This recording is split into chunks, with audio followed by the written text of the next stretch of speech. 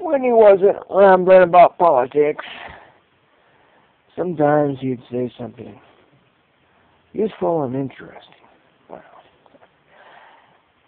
Grandpa B said that right before they shut down the plutonium production reactors at Hanford, they retrofitted most of them. Replaced, a lot of the key control boards, I guess, and whatnot. And he said, well, they knew they were shutting them down. Why did they go and replace all the instruments for?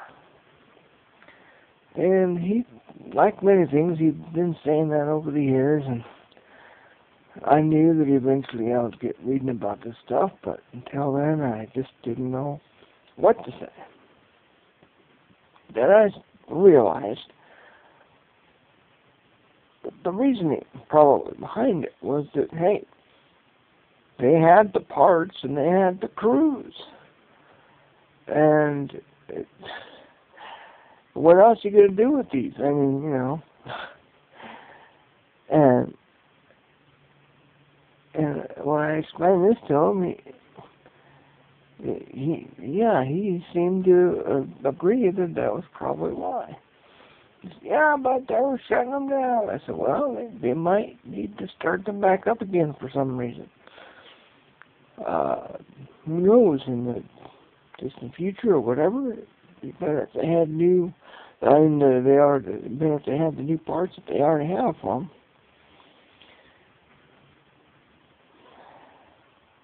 And the fast flux test facility was another rant that he'd go on.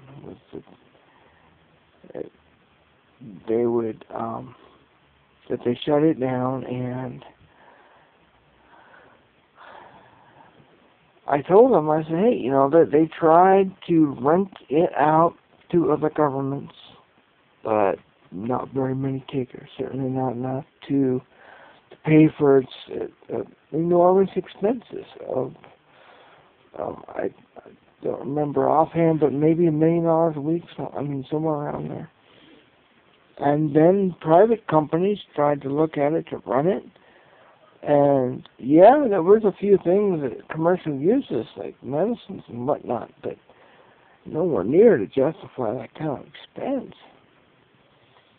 And he also went on about taxes. So I said, well, private industry and other governments can't do it. They'd have to raise taxes just to keep it running, just in case they might think of something to do with it. And it did take them about 6 years to step it down.